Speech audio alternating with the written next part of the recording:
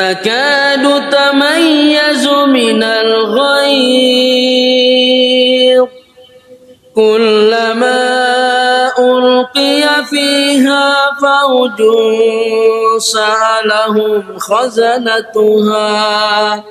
سألهم خزنتها ألم يأتكم نذير قالوا بلى قد جاءنا نذير فكذبنا وقلنا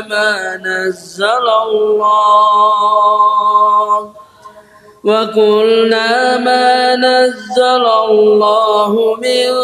شيء إن أنتم إلا في ضلال كبير وقالوا لو كنا نسمع أو نعقل ما كنا في أصحاب السعير فاعترفوا بذنبهم